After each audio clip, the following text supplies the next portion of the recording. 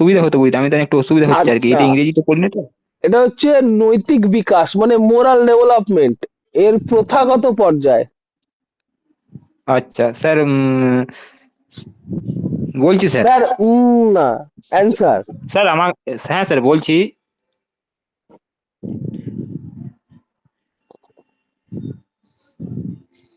Sir sir 4 থেকে 10 বছর। Answer 10 থেকে 13 বছর। হ্যাঁ হ্যাঁ, এটা মিস্টেক হয়ে গেল। আচ্ছা, না না না, 10 থেকে 13 কি করে হয়েছে? আমি তো বই দেখে বলছি। হ্যাঁ ঠিকই বলেছে। কোহলবার্গের তো। মোরাল ডেভেলপমেন্ট সেটা হচ্ছে কোহলবার্গ। প্রি কনভেনশনাল স্টেজ 4 থেকে 10, কনভেনশনাল স্টেজ 10 থেকে 13, পোস্ট কনভেনশনাল স্টেজ 13 বছর, 13 ইয়ার্স আপ বলে লেখা আছে। 13 বছর এবং 13 বছর থেকে 18 বছর। আচ্ছা হলো। ঠিক আছে ঠিক আছে স্যার, নেক্সট নেক্সট করুন স্যার। আচ্ছা, নেক্সট প্রশ্ন। বাচ্চারা কুইং করে কত বছর বয়সে? 0 থেকে 2 বছর। হ্যাঁ, স্যার 2 থেকে 4 মাস বয়সে। তা সরি স্যার। অ্যান্সার একবার হবে কিন্তু, হ্যাঁ। হ্যাঁ হ্যাঁ স্যার, এটা একটু তাড়াহুড়ো করলাম তো, তাই একটু ভুলে না, যাচ্ছিলাম। তাড়াহুড়ো করবে না।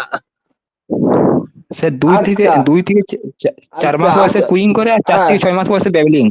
আবার আমি ওইটাই তো কোশ্চেন করতাম। ওফ, একদম বেশি আচ্ছা কথা বলবে না, বেশি কথা বলবে না। ঠিক আছে, ঠিক আছে স্যার। কে কতটা পড়েছে আমি বুঝতে পারবো না, এটা বোঝো।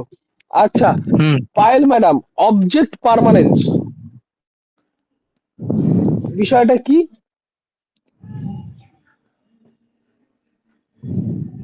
বাংলায় বলবো? হ্যাঁ স্যার। বস্তু স্থায়িত্ব বিষয়টা সম্পর্কে একটু বলেন তো। বস্তুর স্থায়িত্ব বলতে বোঝায় স্যার, বাচ্চারা বাচ্চারা উল্লেখ এটাও করুন কত মোরাল বছর বয়সের ডেভেলপমেন্টের। বাচ্চারা। স্যার এটাও বস্তুর স্থায়িত্ব এটা স্যার পেঁয়াজের পেঁয়াজের উম, প্রথম স্তরে রয়েছে স্যার। অবজেক্ট পার্মানেন্স, তাই তো? হ্যাঁ। বলেন। প্রথমে প্রথম স্তরে আছে, আগে বলেন একটু, কি জিজ্ঞেস করে করে উত্তর দেবেন নাকি? আমি তো অবজেক্ট পার্মানেন্স জিজ্ঞেস করলাম, আপনি জিজ্ঞেস করে করে উত্তর দেবেন নাকি? বলতে থাকেন, আমি শুনতে থাকি। মানে হচ্ছে স্যার শিশুরা বস্তুর সমস্ত বস্তুকেই যেটা চোখের সামনে দেখতে পায় সেটুকুকেই বিশ্বাস করে, বাকি যেটা দেখতে পায় না সেটাকে তারা আহ, তাদের মানে ধারণার মধ্যে থাকে না, এবং সেটাকে তারা বিশ্বাস তাই করে না নাকি? স্যার। তাই নাকি বিষয়টা?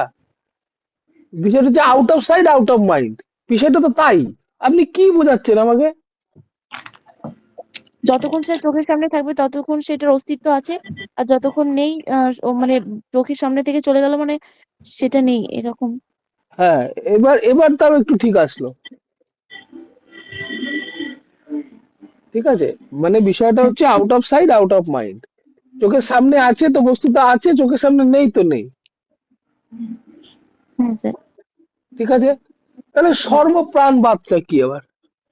সর্বপ্রাণবাদ হচ্ছে স্যার, তারা সমস্ত কিছুর মধ্যে মনে করে যে প্রাণ রয়েছে। মানে যেমন ধরুন, ইটের মধ্যে চোট লাগলে ইটকে মারে, তো ওরা মনে করে যে তারও ব্যথা লাগছে।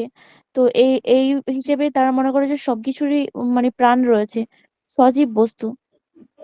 আচ্ছা, তাহলে এটা অ্যাসিমিলেশন না অ্যাকোমোডেশন? এটা অ্যাসিমিলেশন। কেন? এটা তার মধ্যে পূর্ব ধারণা রয়ে গেছে। আর অ্যাকোমোডেশন হচ্ছে স্যার পূর্ব ধারণার মধ্যে নতুন কোনো ধারণার সংযোজন হওয়াকে বলা হয় অ্যাকোমোডেশন। তা এটা এটা অ্যাকোমোডেশন হবে না কেন?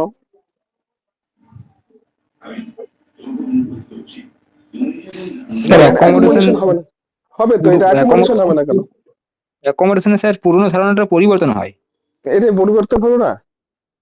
না স্যার, এটা পরিবর্তন, এটা তার মধ্যে অলরেডি রয়েছে, কিন্তু বড় হয়ে যখন তারা ওই ধারণাটার সংযোজন ঘটাবে, যখন তারা জানবে যে না ওর প্রাণ নেই, তখন ওটার ধারণার যখন আপডেট হবে বা তারা যখন নতুন ধারণা আহ, শিখবে বা জানবে, আহরণ করবে, তখন সেটা অ্যাকোমোডেশন হবে।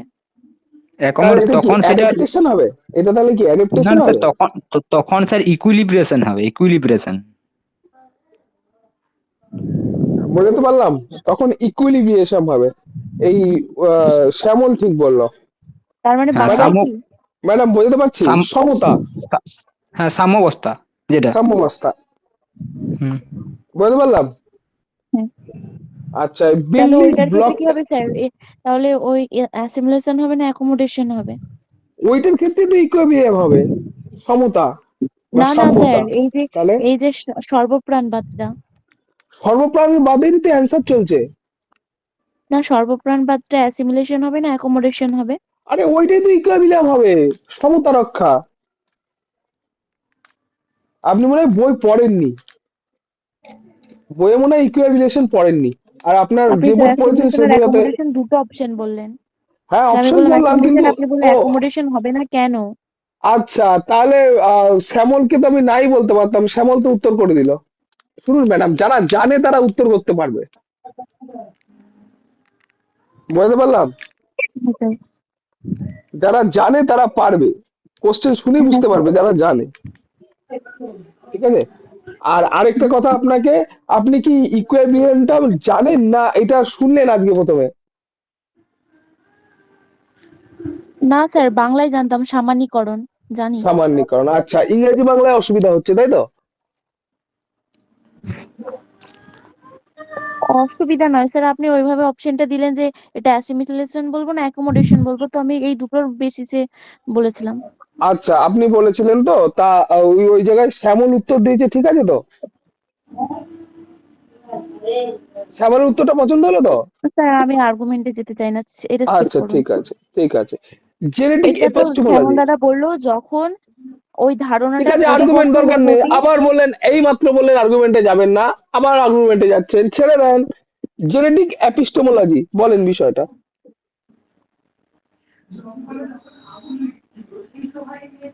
না স্যার, আপনি বললেন যে জানে সে জানে, ওটার ক্ষেত্রেই বলছি স্যার। আপনি ম্যাডাম আমি বললেন স্কিপ